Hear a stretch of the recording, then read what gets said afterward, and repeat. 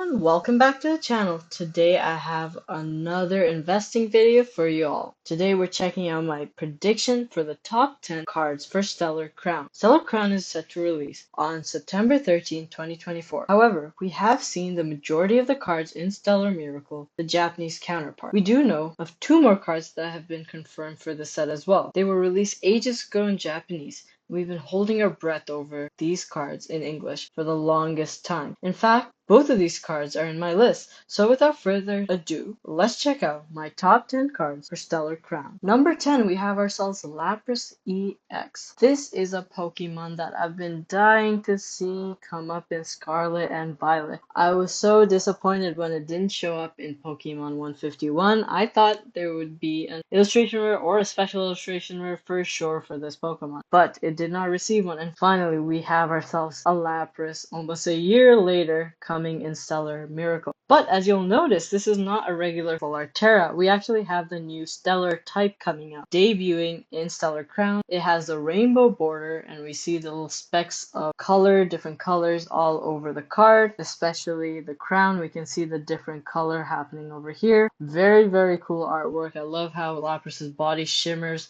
with all the colors of the rainbow. Very beautiful card. And I have the Japanese picture for y'all because I actually have the Japanese price here. Now, this is in no way indicative of the English prices, but I thought as a sort of benchmark, we could take it and see where it goes from here in comparison to all the other cards. One thing I will warn y'all about is art rares are dramatically cheaper than the English prices and are in no way indicative of their success because you are guaranteed 3 art rares in every single Japanese Pokemon booster box from Scarlet and Violet. So there is absolutely no question that the price will be much higher in English for some of these cards. When we're talking about full art, again, they are secret rares in Japanese, far harder to pull than in English. So there is a bit of a give take in that sense. So maybe use them for relations between full arts, use them in relations between the SARs and then the art rares, sort of figure out which ones are more or less. As we'll see, I have another full art coming up soon. We can compare the prices and sort of have a gist as to what card we think will go up in Pokemon. But here we go. We basically have Lapras here, $10.41. That's the eBay average. If you check out the recent sales, they're actually going for a little bit less. I saw a couple going for $6 and $8. Nothing too crazy because full art Pokemon are less lucrative than full art trainers.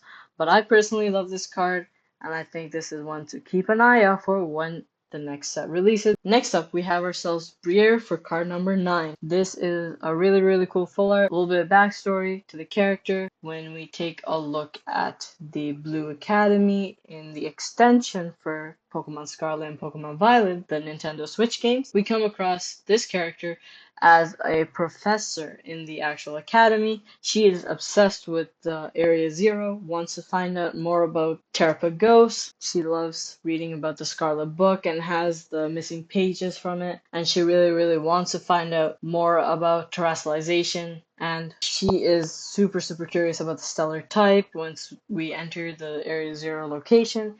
This picture actually shows Briere, the area under Area Zero that you find when you enter the game. A very, very cool card. Definitely connects to the game pretty well. And she is again a female trainer in Japanese. It's going to be worth more than the Pokemon full art. So we might not see Briere being higher than the Lapras in English. That's not necessarily indicative. But I thought I'd put the price up here that the eBay average $11.37. And we might actually see this card go up to, $15 or so, like Professor Seda, or we might even see it drop down dramatically and go into the $5 range. Next up, we have an art rare that I personally have learned to like over time, seeing it more often. Joltik is not exactly a Pokemon that screams out favorite or is exactly one to catch your eye, but this is a really electric artwork, a beautiful one that captivates your attention, has a lot going on, not like the Magic card, but also not very simple like the Cresselia card,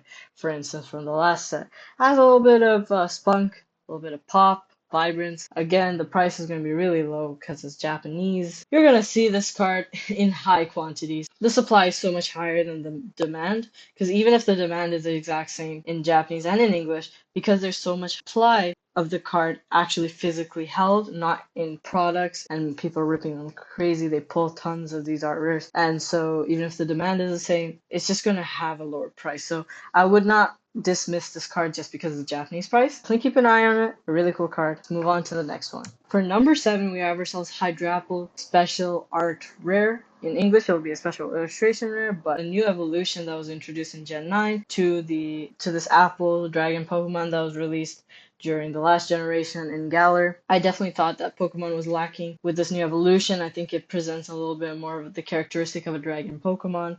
It's a little bit more intimidating, and I really like the mural sort of artwork. I know this might not be everybody's cup of tea, but personally I think it's a really nice art demonstrating this sort of archaic art style and with the small little baby evolutions scattered around. It's pretty nice, a simple artwork, but one that packs a punch. As you can see, it's worth substantially more than the full arts that we've seen, the artworks we've seen so far. It is going for $28.56. And I think when we're comparing special illustrations, this will be a fair comparison.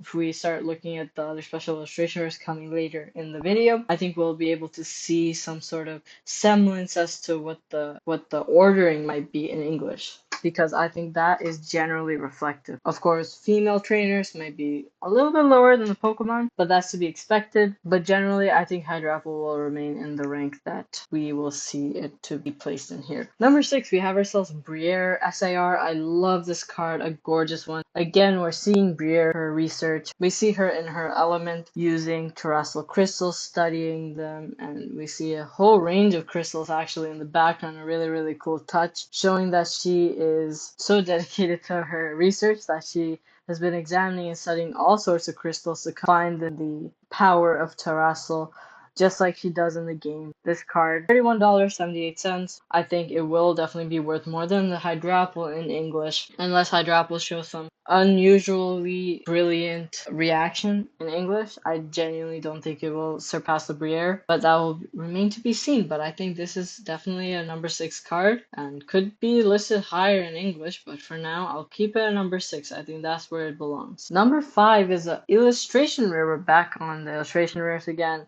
As you can see, the card is again really cheap, under $4. Probably even grab it for $2 or $1.50 if you do bulk orders on eBay.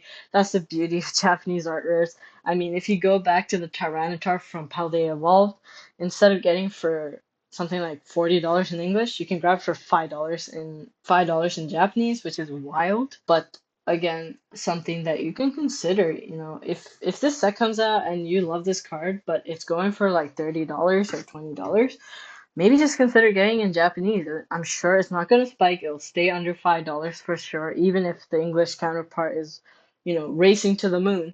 This one will definitely be a reasonably priced card. This one actually has a really, really cool connected artwork. If you didn't catch it when you first saw the card, the Raikou from Crown Zenith has the same background, and I love that card. It's a really, really nice one. I love the 3 dogs in Crown Zenith, and this is such a cool connected artwork. A little Easter egg if you didn't notice it. And Zeraora, a mythical Pokemon, another one that had a movie feature that also raises its appeal for a lot of people. I think it's definitely worthy of the number 5 spot. Number 4, we have ourselves Lacey, Special Art Rare. This card is the number 1 card in Stellar Miracle, and for good reason. It is so much more vibrant than any of the other cards that we have seen so far. So much happening, so much to unpack. We see the picnic going on here, a big part of the game if you remember. We see all 4 of the Elite Four from the Blue Academy, and it is really fun to see them all sort of reflecting their personalities or their likes. As you can see back here, this guy, the dragon type Elite Four trainer, he's just sleeping, chilling. He's always relaxed, carefree, has nothing on his mind but, battling, or if he can, just catching a snooze. We have ourselves the fire type Elite Four, another guy who is obsessed with cooking and heat and spice, and you can see he's the one whipping up the sandwich over here, part of the trial that you have to do for the game, which is fun, a little fun connection. We have ourselves Lacey herself, who always does this weird gesture. I don't know what it's about, but when she's not into something, she does a little cross. Again, another tie to the game. And then we have ourselves a steel type trainer over here. She's barely peeking out. Sort of orderly, organized person, down to the point. You can see her clock that she always holds in the game right there with all her analytics, her studying, her books. So it's again very indicative of each character. A cool thing to see whenever they tie in the game or whenever they tie in the show, and that definitely has a place in my heart.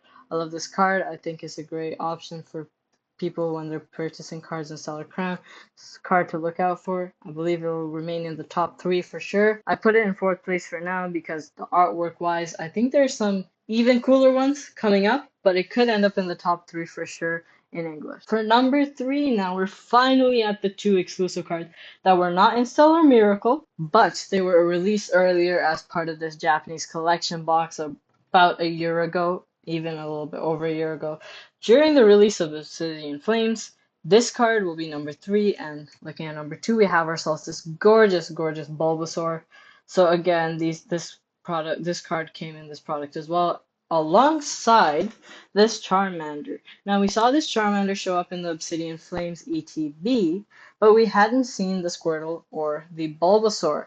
Now that we finally have confirmation, we are seeing these cards come in the English counterpart, and I am beyond stoked. As soon as I saw this card in Japanese, I was wondering, I was hoping for it to come in English. And it's finally here. A short year later, but here nonetheless. This is such an adorable card, and I think these cards, I don't know if this is going to be controversial, but personally, I like this Squirtle much more than the 151 Squirtle, and I like this Bulbasaur more than the 151 Bulbasaur. I don't know. And I love how they all have Pidgeys. All three artworks have the Pidgeys going on in them. So it's really cute, the connection, and I will definitely acquire these two cards in English whenever they come because, oh my word, what stunning artworks. I believe they will be in the top five no matter what in English. Certainly deserving of coming. You know, the Charmander from 151's up to $30.